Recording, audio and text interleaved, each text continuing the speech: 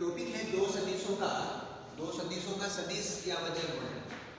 Topic है हमारे पास, next topic में हम जा रहे हैं दो सदिशों का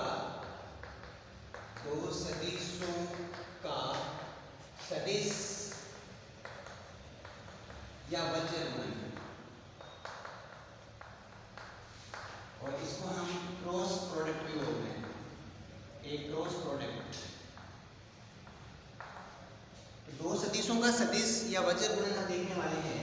और हमारे पास कोई दो सदिश हैं, तो सबसे पहले इसकी परिभाषा से हम देखेंगे कि जब भी दो सदिशों का सदिश गुणन, आप देख सकते हैं कि दो सदिशों का सदिश गुणन का मतलब है कि अगर मैं दो सदिशों का सदिश गुणन अगर करता हूँ, उनका वजन गुणन अगर करता हूँ, या दो सदिशों का अगर मैं क्रॉस प्रोडक्ट अगर करता हूँ, तो मुझे अगेन एक सदिश राशि मिलेगी। और जब भी मुझे एक सदिश राशि मिलेगी तो आपके दिमाग में सबसे पहला क्वेश्चन आएगा कि मुझे उसमें परिमाण के साथ साथ मुझे उसमें दिशा भी मिलेगी। तो हमें उसमें परिणाम भी मिलेगा और दिशा भी मिलेगी। तो दो सदिशों का सदिश या वजन गुणन जो है, कोई भी दो सदिश है, ए सदिश और बी सदिश, इसका जब हम वजन गुणन करेंगे तो आएगा मुझे ए सदिश का परिणाम, बी सदिश का परिणाम साइन थीटा और एन कैप। अब सबसे पहले आप यहाँ पे देखने वाले हैं कि आप जो परिणाम है आपका ए बी साइन थीटा, ये आपका परिमाण है, और जो दिशा है आपके पास वो एन कैप है। तो आप देख सकते हैं कि कोई भी दो सदिश है मेरे पास, सपोज दैट ये ए सदिश है और एक सदिश बी सदिश है, तो इसका जो एंगल होगा वो वामावर्त दिशा में अगर मैं थीटा लेता हूँ, तो इन दोनों के प्लेन के लंबवत इसकी दिशा होगी। तो जो एन कैप दिखा रहे हैं, तो ए सदिश से बी सदिश की तरफ चलेगी तो एन कैप जो इकाई सदिश है वो इन दोनों सदिशों के प्लेन के लंबवत यानी इस तरीके से होगी, जिसको हम यहाँ पे इस तरीके से डिनोट करेंगे। तो एन कैप जो दिखाएगा वो इस तरीके से इसकी दिशा दिखाएगा। दिशा हम कैसे निकालते हैं, वो हम दक्षिण हस्त नियम से, अपने दाएं हाथ नियम से निकाल सकते हैं कि अगर पहले सदिश को हम अंगुलियों से दिखाएं और बी सदिश की तरफ अगर उसको घुमाते हुए चलते हैं, तो हमारा अंगूठा जो है वो उसकी इकाई सदिश को दिखाएगा। अंगूठी की जो दिशा होगी वो इकाई सदिश की दिशा होगी। तो यहाँ से आप देख सकते हैं कि आप ए से बी की तरफ चलते हैं, तो हमने अपनी परिभाषा में हमने लिया है तो हम वामावर्त दिशा में अपने अंगुलियों को जब घुमाते हैं तब आप देखिए कि जो दिशा है वो दोनों प्लेन के लंबवत होगी, और वो हमने पॉजिटिव ली है। सेम अगर आप बी से ए की तरफ चलते हैं तो आपकी अंगूठी की जो दिशा है वो अंदर की तरफ होगी। तो आप ऐसे कह सकते हैं कि उस केस में जो दिशा होगी वो इसके विपरीत होगी। तो यहाँ पे हमारे पास जब भी दो सदिशों का सदिश गुणन या वजन गुणन हम करते हैं तो वो हमारे पास इस तरीके से आता है, और उन दोनों सदिशों के बीच में जो थीटा है उसको वामावर्त दिशा में कंसीडर करते हैं तो आता है हमारे पास साइन थीटा। और इसमें भी हमारे पास परिमाण है और एन कैप जो है वो इसकी दिशा को दिखाता है। तो दो सदिशों का सदिश वजन गुणनफल के लिए हमारे पास हमें ये फॉर्मूला अपने लिए सबसे इम्पोर्टेंट है। अब हम किसी चीज़ को थोड़ा सा और आगे बढ़ाते हैं, और जब हम इसको आगे बढ़ाते हैं तो हाँ, तो कैसे किस तरीके से हम आगे की चीज़ों को भी यहाँ पे निकालेंगे। तो सबसे पहले हम निकालेंगे ये सदिशों के बीच का कोण। तो सदिशों के बीच का कोण निकालने के लिए देखेंगे तो इसी परिभाषा से हम सदिशों के बीच का कोण निकालेंगे। तो दो सदिशों के बीच का कोण, तो दो सदिशों के बीच का कोण हम निकालने वाले हैं। बीच का कोण साइन थीटा इस इक्वेशन से हम निकालेंगे। तो आप देख सकते हैं कि इस इक्वेशन से निकालने के लिए हम इस पूरी इक्वेशन का मापांक ले लेते हैं। तो आप जब इसका मापांक लेंगे, ए क्रॉस बी का मापांक, और इस पूरे का जब आप मापांक लेंगे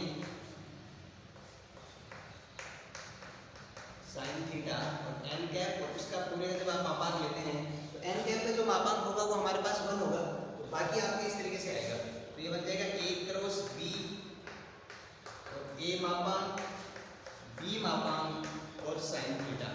जब मैं यहाँ से साइन थीटा निकालता हूँ तो साइन थीटा का जो फॉर्मूला होगा मेरे पास वो होगा ए बी का मापांक, यानी ए और बी के सदिश गुणन का मापांक, और उसको डिवाइड करेंगे हम ए के मापांक से और बी के मापांक से। तो इस तरीके से आप देख सकते हैं कि सबसे पहले हमें ए क्रॉस बी निकालना है, यानी ए और बी का क्रॉस प्रोडक्ट निकालेंगे और उसका मापांक लेंगे, और इसके बाद ए का मापांक और बी के मापांक से अगर इसको हम भाग देते हैं तो हमें उस केस में एंगल मिलता है। तो दो सदिशों के बीच का कोण भी हम यहाँ से निकाल सकते हैं। तो ए और बी के तल के लंबवत मात्रक सदिश। अब हमारा इसके बाद टॉपिक है ए और बी के लंबवत मात्रक सदिश हम किस तरीके से फाइंड करेंगे। टॉपिक हमारा ए सदिश सदिश के लंबवत मात्रक सदिश। तो आप देख सकते हैं ये जो टॉपिक है आपके पास ए और बी सदिश के लंबवत मात्रक सदिश की जो हम बात कर रहे हैं तो हम एन कैप की बात कर रहे हैं कि हम किस तरीके से एन कैप निकालेंगे।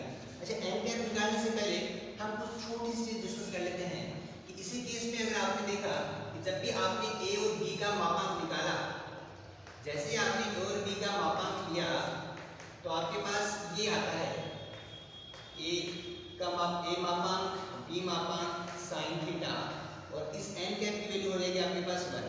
तो आप जब भी हमारे पास ये जो पार्ट आता है यानी ये आप देख सकते हैं कि ये केवल परिमाण को दिखाता है, दिशा यहाँ पे एन कैप है।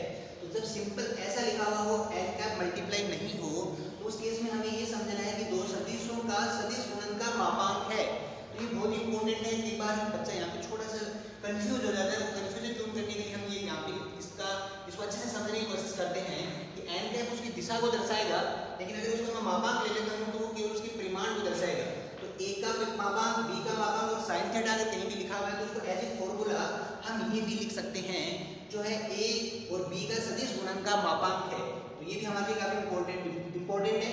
इसके साथ अगर मुझे एन कैप अगर फाइंड करना है तो आप देख सकते हैं सिंपल, अगर मेरे को एन कैप फाइंड करना है तो आप देखेंगे कि एन कैप के लिए मैं यहाँ से निकाल सकता हूँ एन कैप और हो जाएगा मेरे पास ए क्रॉस बी यानी ए और बी सदिश का वजन गुणन या ए सदिश बी सदिश का क्रॉस प्रोडक्ट को डिवाइड करेंगे हम किससे, परिमाण से, यानी ए का मापांक बी का मापांक और साइन थीटा।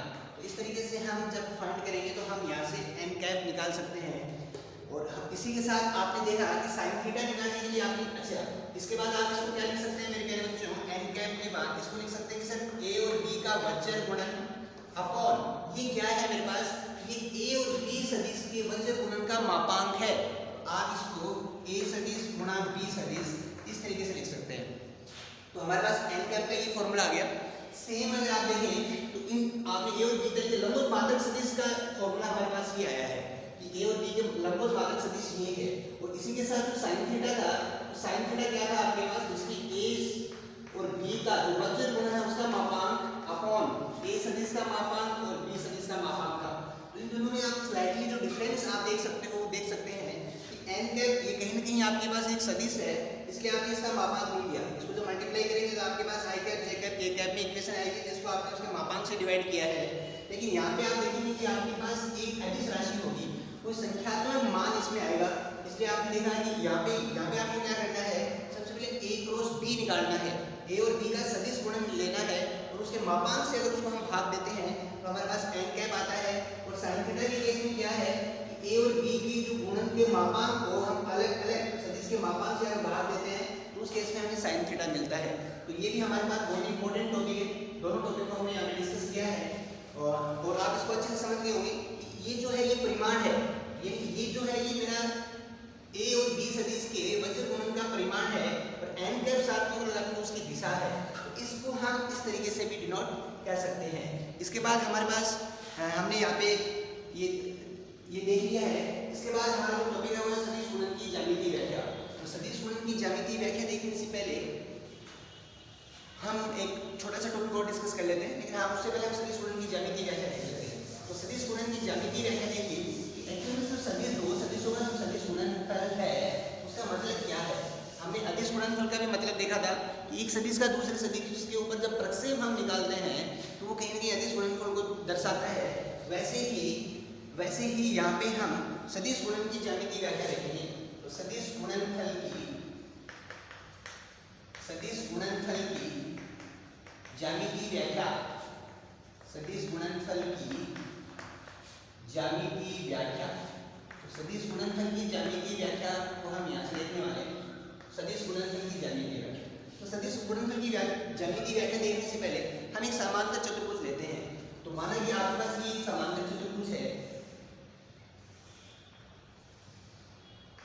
इस समांतर चतुर्भुज में ओ ए बी सी इस तरीके से आपके पास एक समांतर चतुर्भुज है। आप इसको निर्देशांक में लेना चाहिए तो इस तरीके से आप इसको निर्देशांक में ले सकते हैं। अगर ओ ए सदिश जो है वो अगर ए सदिश को दिखाता है, ओ सी सदिश बी सदिश को दिखाता है,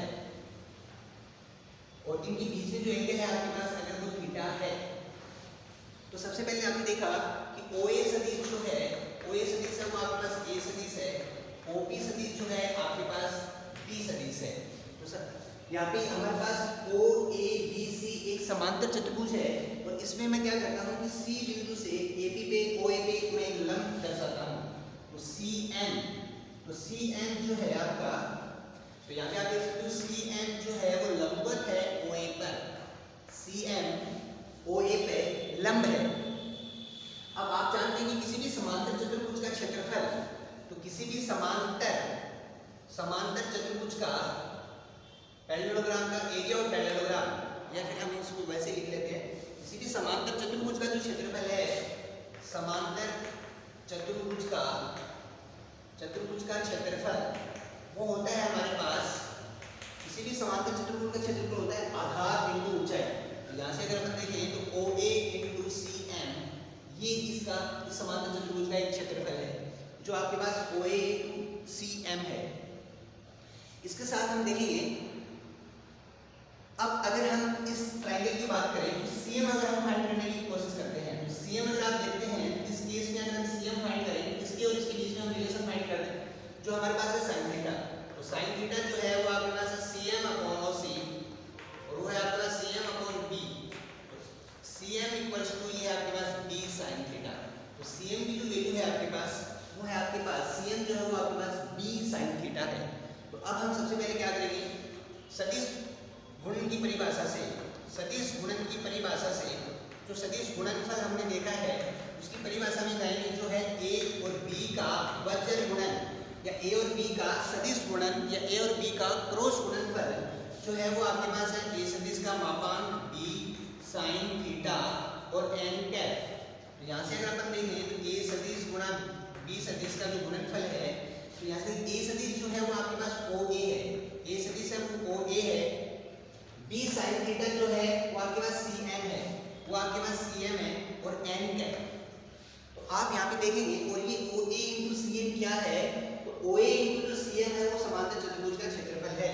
तो आपने देखा कि सर A क्रॉस B जो है ये आपके पास आता है समांतर चतुर्भुज का क्षेत्रफल, ये आया हमारे पास समांतर चतुर्भुज का क्षेत्रफल हमारे पास आया, और n कैप जो है वो उसी दिशा को दर्शाता है, यानी दो संख्याओं को जो मैंने गुणा किया और n कैप इन दोनों की लंबवत जो प्लेन है उसकी दिशा में इसी दिशा को दर्शा रहा है।